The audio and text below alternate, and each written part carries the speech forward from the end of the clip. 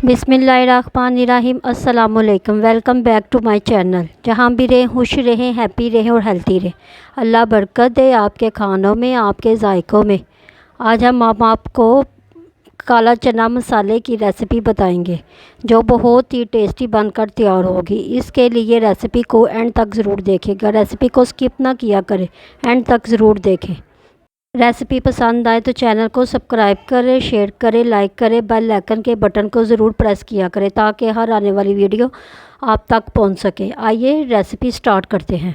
सबसे पहले एक कढ़ाई लें और इसमें भीगे हुए चनों को डाल दें। ये तकरीबन आधा किलो चने हैं जिनको मैंने रात भर भिगो दिया है। आप कम से कम इसको 5 से 6 घंटे भिगो कर ज़रूर रखें।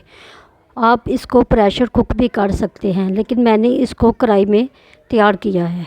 सबसे पहले आप चने को कढ़ाई में डालें और साथ ही इसमें थोड़ा सा पानी तकरीबन 2-3 गिलास और ऐड कर दें और इसके ऊपर ढक्कन दे दें और इसको तकरीबन आधा पौना घंटा के लिए पकने के लिए रख दें।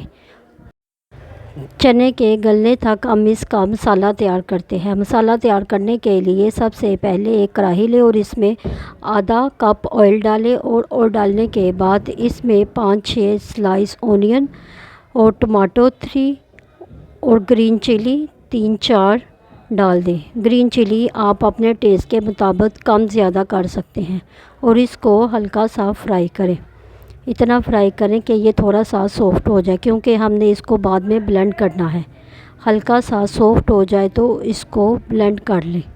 तकरीबन 1 घंटे के बाद मैंने देखा कि चने गल गए हैं। मैंने बीच में इसको आधे घंटे के बाद देखा था, लेकिन चने अभी गले नहीं थे। इसको तकरीबन 1 घंटा लगा है, चने सॉफ़्ट हो गए हैं।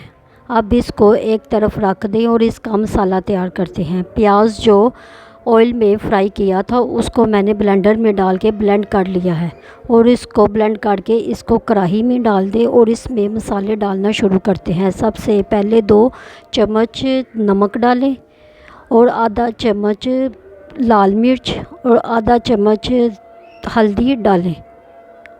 नमक मिर्च आप अपने टेस्ट के मुताबिक भी कर सकते हैं, क्योंकि मैं ये अपने टेस्ट के मुताबिक डालते हैं। कोई कम खाता है, कोई ज़्यादा खाता है। सब चीज़ों को इसमें डालकर इसको फ्राई करना शुरू कर दें। इसके बाद इसमें 1 चम्मच अदरक लहसुन का डाल दें। अदरक लहसुन डालने के बाद इसमें 4-5 टेबल स्पून ऑयल शामिल कर दें। ऑयल पहले भी इस्तेमाल किया था, इसलिए अब ऑयल कम इस्तेमाल करेंगे। ऑयल डालने के बाद इसको अच्छी तरह से भून लें।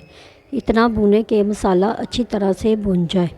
आप देखेंगे कि मसाला जब भुन गया है और इसका तेल सेपरेट होना शुरू हो गया है, तो जब मसाला अच्छी तरह से भुन जाए तो इसमें उबले हुए चने डाल दें। चने डालने के बाद इन दोनों चीज़ों को अच्छी तरह से मिक्स कर लें और इसको भून लें।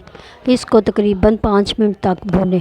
जब अच्छी तरह से भुन जाए तो इसमें वही चने वाला पानी जिसमें मैंने चने को बॉईल किया था, 1 कप तकरीबन इसमें डाल दिया है। मैंने इसलिए ये पानी इस्तेमाल किया है क्योंकि चने का सारा असर इस लिक्विड के अंदर है। पानी डालने के बाद इसको 5 से 10 मिनट के लिए कवर करके रख दें। 5 से 10 मिनट के बाद हम देखेंगे कि काला चना मसाला रेडी हो गया है। माशाल्लाह से काला चना मसाला रेडी हो गया। इसको अच्छी तरह से मिक्स कर लें। मिक्स करने के बाद आप इसमें कटा हरा धनिया और कटी हरी मिर्चें डाल दें और साथ ही 1 चम्मच नींबू के रस का भी डाल दें। इन सब चीज़ों को डालने के बाद इनको मिक्स कर दें।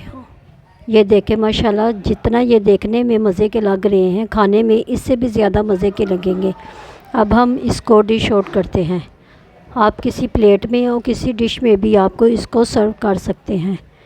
डिश आउट करने के बाद आप इसमें ऊपर से हरा धनिया डालकर इसकी गार्निश करें।